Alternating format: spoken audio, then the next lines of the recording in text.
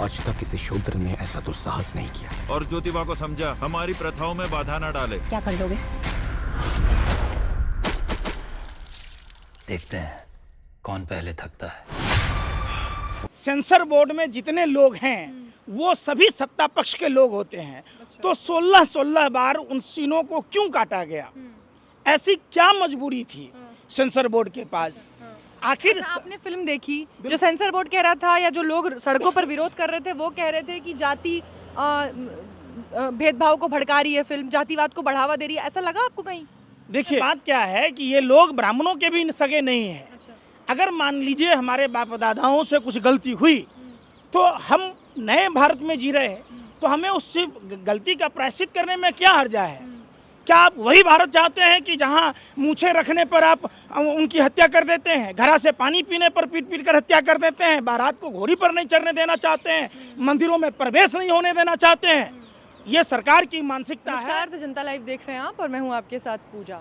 बीते कई दिनों से एक फिल्म जो काफ़ी चर्चा में है, फुले, महात्मा ज्योतिबा फुले और उनकी पत्नी सावित्रीबाई फुले के जीवन पर आधारित ये फिल्म या उनकी जीवनी जब से सिनेमाघरों में आई है, लोग लगातार इसे देख रहे हैं और अपना जो उनका अनुभव है वो हमसे साझा भी कर रहे हैं और हम आप तक पहुंचा भी रहे हैं। लेकिन इतना भर इसके पीछे का किस्सा नहीं है।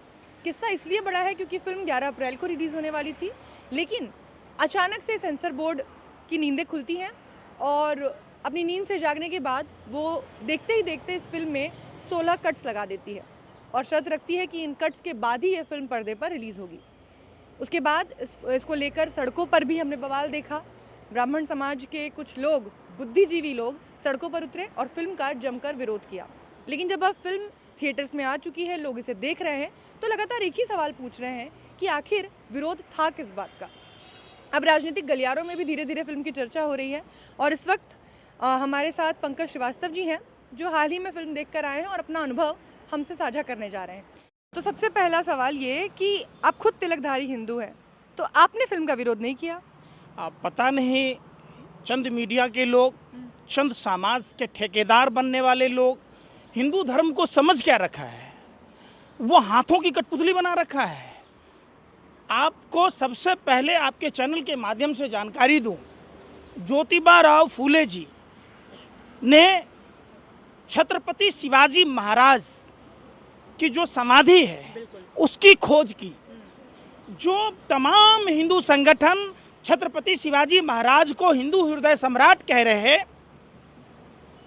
सवाल है कि जो पत्तियों और पत्थरों से ढका हुआ समाधि खोजने वाला जो ज्योतिबा राव फूले जी ने खोज कर उसकी समाधि बनाई और पोरबा नामक किताब लिखी जिसमें युद्ध कौशल के बारे में जानकारियां हैं।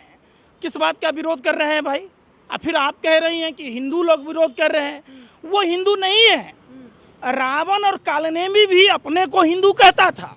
वो ठीक चंद वही लोग हैं जो लोग अपने आप को तथाकथित जो रावण और कालनेमी के लोग हैं वो अपने आप को हिंदू धर्म का ठेकेदार समझते हैं।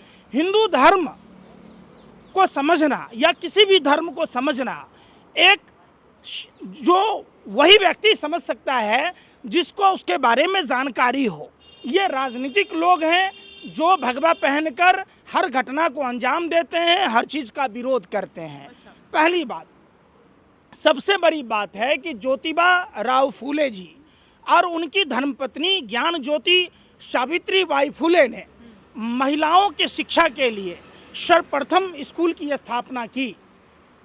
आप समझिए, और किसानों के लिए भी पहले ऐसी स्कूल की व्यवस्था, किसान भी शिक्षित हो, इसकी व्यवस्था की। और तो और छोड़ दीजिए, जब ये पुणे से सदस्य थे समिति के, तो जब विदेशी वायसराय लिट्टन जब आया, उनके स्वागत में जो खर्च किया जा रहा था, तो ये एक पत्रिका चलाते थे उस समय, सत्यशोधक आनंद सत्यशोधक समाज की स्थापना की। पेपर का भी दिन सत्यशोधक दिन बंधु समाज अखबार का नाम था। अब उनके आप समझिए कि पूरे भ्रष्टाचार का उस समय उजागर किया। तो पत्रकारिता के लिए भी वो एक प्रेरणा स्रोत हैं, किसानों के लिए हैं, महिलाओं के लिए हैं, हिंदुओं के लिए हैं। सबसे बड़ी बात जो है, समाज में जो जाति आधारित व्यवस्था, छुआछूत, पाखंड, तमाम तरह की जो चीज़ें थी जिससे समाज का विनाश हो रहा था, उन्होंने सामाजिक क्रांति की लड़ाई लड़ी। तो इसमें तो हम समझते हैं कि इस चीज़ का विरोध करने का कोई मतलब नहीं है। तो ये कौन लोग हैं सर जिनके पेट में मरोड़े उठने लगती हैं जब इस तरीके के व्यक्तित्व की कोई इतिहास को उजागर करने की कोशिश की जाती है? ये संकीर्ण मानसिकता के लोग हैं। ये 2 रुपए वाले ट्रोल आर्मी के लोग हैं जिनके पास कोई काम नहीं है, इनको जहां भी दौड़ा दो, समझिए, ये विरोध करने लग जाते। निश्चित तौर पर पूरे देश के लोगों को, खास करके किसान परिवार के लोगों को, पत्रकारिता जगत से जुड़े हुए लोगों को, जो अपने आप को हिंदू कहते हैं, जो छत्रपति शिवाजी महाराज में भरोसा रखते हैं, उन सभी लोगों को, और जो खास करके जो देश की आधी आबादी, जो देश की बहन बेटियां हैं, उन सभी को ये फिल्म जरूर देखनी चाहिए। आजकल एक बड़ा ट्रेंड है ना सर कि फिल्में आती हैं, फिल्मों में कुछ ऐसा एंगल होता है जिसको लेकर के या तो लोग सड़कों पर उतर आते हैं, या तो नेता लोग उसकी बहुत तारीफ करते हैं, टैक्स फ्री कर देते हैं और फिल्म खूब कमाती है ना। अभी छावा का हमने देखा था कि किस तरीके से बवाल मचा उस फिल्म को लेकर, फिल्म ने कितनी ताबड़तोड़ कमाई की। इस फिल्म के बारे में अभी तक किसी नेता ने कुछ नहीं कहा, टैक्स फ्री करने का तो दूर का सवाल। देखिए, सरकार ये वो चीज़ें नहीं बताती हैं या उन चीज़ों पर बात नहीं करती है जिससे समाज में जागृति आता है। आज भी, आज के डेट में भी सोचिए कि ज्योतिबा राव फूले जी उस समय, जिस समय इतना आधुनिकीकरण नहीं था मीडिया का, उस समय समाज में कैसे क्रांति लाया उन्होंने जाति व्यवस्था पर प्रहार किया। किस तरीके से जाति प्रथा के नाम पर चंद मुट्ठी भर लोग जो समाज को एक गुलामी बनाना चाहते थे, उन्होंने गुलामगिरी किताब भी लिखी है। तो लोगों को ये फिल्म हम समझते हैं देखना चाहिए और भारत सरकार को टैक्स फ्री करना चाहिए, समाज के हर वर्ग के लोगों को। असदुद्दीन ओवैसी कह रहे हैं कि प्रधानमंत्री इस फिल्म को प्रमोट नहीं कर रहे हैं, वैसे तो बड़ी फिल्मों की चर्चा करते हैं। इस फिल्म में हिंसा की बातें नहीं है, अच्छा। सामाजिक क्रांति की बातें हैं। अच्छा। और सामाजिक क्रांति की बातें प्रधानमंत्री जी बात नहीं करते। प्रधानमंत्री की मानसिकता आज भी वही है। अच्छा। प्रधानमंत्री वोट के समय भले ही बोल देते हैं कि हम, मानसिकता उनकी नफरती सोच है, उनका विघटन का सोच है, वो उस नज़रिए से सोचते हैं। इनको फूले फिल्म के बारे में टाइम नहीं है कि इस पर ट्वीट करें, टैक्स फ्री करें, लेकिन वो जिस फिल्म में देखिएगा हिंदू मुसलमान कहेंगे लोग। कैसी बात कर रहे हैं? प्रधानमंत्री का नारा है सबका साथ, सबका विकास, सबका प्रयास। तो फिल्म से सेंसर बोर्ड में जितने लोग हैं वो सभी सत्ता पक्ष के लोग होते हैं। अच्छा। तो 16 बार उन सीनों को क्यों काटा गया? ऐसी क्या मजबूरी थी सेंसर बोर्ड के पास? आखिर आपने फिल्म देखी, जो सेंसर बोर्ड कह रहा था या जो लोग सड़कों पर विरोध कर रहे थे वो कह रहे थे कि जाति भेदभाव को भड़का रही है फिल्म, जातिवाद को बढ़ावा दे रही है, ऐसा लगा आपको कहीं? देखिए, बात ये लोग जो करते हैं बेतुका करते हैं। ये तथाकथित ब्राह्मणों के ठेकेदार बनने वाले लोग जब ब्राह्मणों पर अत्याचार होता है या कुछ होता है तो उस पर क्यों नहीं जाते वो? अब बात देखिए, बात क्या है कि ये लोग ब्राह्मणों के भी सगे नहीं हैं। अगर मान लीजिए हमारे बाप दादाओं से कुछ गलती हुई तो हम नए भारत में जी रहे हैं, तो हमें उस गलती का प्रायश्चित करने में क्या हर्जा है?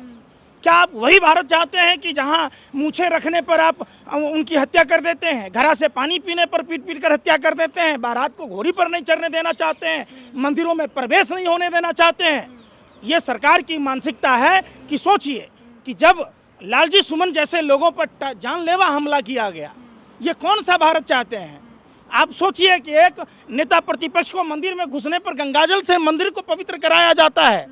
तो निश्चित तौर पर सामाजिक क्रांति के जो महानायक हैं ज्योतिबा राव फूले, जो उन्होंने जातिगत व्यवस्था पर प्रहार किया, ऐसी फिल्म को बढ़ावा मिलना चाहिए जिसने महिलाओं की शिक्षा की बात की, जिसने किसानों की शिक्षा की बात की, जिसने पत्रकारिता में जगत की बात की, जिन्होंने तमाम समाज में कई क्रांति लाए। तो ऐसे फिल्मों पर टैक्स फ्री होना चाहिए और देश के समाज के हर वर्ग के लोगों को ये फिल्म देखना चाहिए। वो लोग जो विरोध कर रहे थे सड़कों पर इस फिल्म का, आपको लगता है कि उन लोगों को पकड़ के एक बार ये फिल्म दिखानी चाहिए कि आओ देखो और आप बताओ कि इस फिल्म में विरोध करने जैसा क्या है?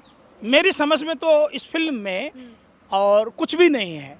फिल्म के पहले भी मैंने गुलामगिरी पढ़ी है, मैंने पोरबा पढ़ा है, तमाम कई उनके सत्यशोधक पत्रिका आती थी, वो लाइब्रेरियों में मिलते हैं। जब आप देखिएगा एक स्वतंत्रता सेनानी जो सामाजिक, वो 1800 के दशक में स्कूल खोला, 3 स्कूल, जो 1857 के सिपाही विद्रोह के बाद बंद हो गया। सोचिए उस समय स्कूल खोलना और महिलाओं को शिक्षित करना, किसानों को शिक्षित करना, भ्रष्टाचार को उजागर करना, अंग्रेजी हुकूमत के खिलाफ लड़ना, धार्मिक जो भेदभाव था उसके खिलाफ लड़ना, समाज और तो और सबसे पहले उन्होंने विधवा विवाह के खिलाफ भी मूवमेंट लड़ा है। विधवा पुनर्विवाह, आप समझिए, विधवा पुनर्विवाह के लिए उन्होंने आंदोलन किया है। तो समाज किस मुंह से उसका विरोध कर रहा है?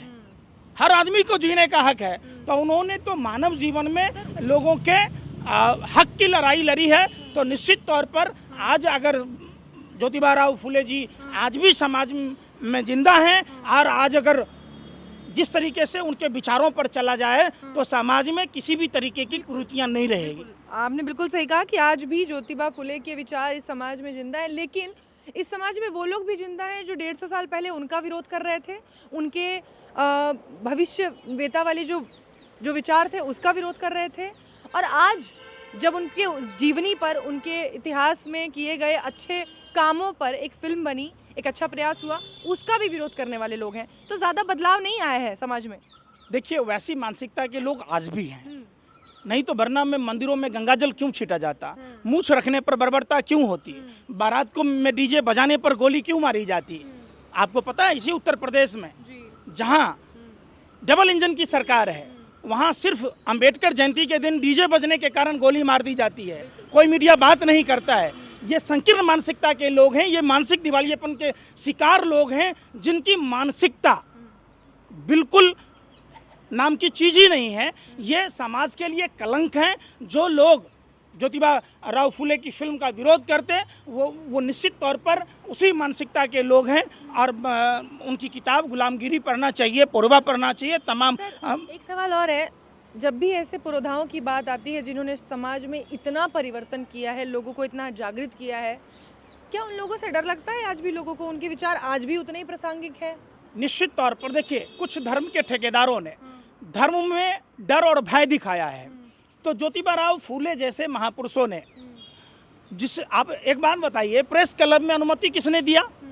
सबसे बड़ा सवाल है कि प्रेस क्लब के गेट पर हमने देखा कि तथाकथित लोग विरोध कर रहे थे, तो प्रेस क्लब में परमिशन किसने दिया? जो प्रेस क्लब का मेंबर होगा। तो निश्चित तौर पर सरकार के देखरेख में उस विरोध किया गया। और इस फिल्म में ऐसा कोई विरोध, क्या आप चाहते हैं कि विधवा पुनर्विवाह ना हो? आप क्या चाहते हैं कि जातिगत व्यवस्था ही रहे जहां छुआछूत पाखंड हो? क्या आप चाहते हैं कि महिलाओं को शिक्षा ना मिले जहां किसानों को शिक्षा ना मिले? तो खुद फैसला करना होगा कि आप ज्योतिबा राव फुले के साथ हैं या उन पाखंडियों के साथ हैं जो संकीर्ण मानसिकता के लोग हैं। तो इसलिए हम आपको कहते हैं कि आपको अगर ज्योतिराव फुले और ज्ञान ज्योति सावित्रीबाई फुले के क्रांतियों पर भरोसा है, आप वही समाज में अगर चाहते हैं तो उस फिल्म को देखिए और बढ़ चढ़ कर हिस्सा लीजिए, लोगों को प्रचार प्रसार। पंकज जी, हमें तो गर्व होना चाहिए कि ऐसे महान लोग, ऐसी दूरगामी सोच रखने वाले लोग, ऐसे वैज्ञानिकता वाले लोग हमारे देश में उन्होंने जन्म लिया और उन्होंने इतना कुछ किया हमारे देश के लिए। उन पर आज एक पिक्चर बन रही है 150 साल बाद, तो लोग इसका विरोध कर रहे हैं। ये दुर्भाग्य है हमारा। निश्चित तौर पर उनका जो संगठन था सत्यशोधक समाज, उसका मतलब ही था कि सत्य के साधक। जो उन्होंने कई तर्क दिए, जो कुरीतियां थी उस पर तर्क दिया। उन्होंने उस समय लोगों से बहस की, लोगों को अपनी ओर आकर्षित किया। तो निश्चित तौर पर आज भी वो कुरीतियां जिनको उन्होंने उजागर किया, सामाजिक क्रांति लाई, उन्होंने शिक्षा की क्रांति लाई, महिलाओं को बढ़ चढ़ कर हिस्सा दिया, महिलाओं को जो आज़ादी दिलाई, आज भी भारत में वो चीज़ें ज़रूरत है। बिल्कुल। इस फिल्म में एक लाइन है जिसमें कहते भी हैं ज्योतिबा फुले कि जो धर्म तर्क नहीं कर सकता वो पाखंड हो जाता है। और अगर आप भी समझते हैं तर्क की महत्वता को, तो जहां आपका धर्म या आपके धर्म के कुछ ठेकेदार आपसे कहें कि धर्म तर्क वितर्क का विषय नहीं है, मानने का विषय है, तो उनसे कहिएगा कि ये पाखंड है, क्योंकि कोई भी धर्म तर्क की मनाही नहीं करता। इसी के साथ देखते रहिए द जनता लाइव। धन्यवाद।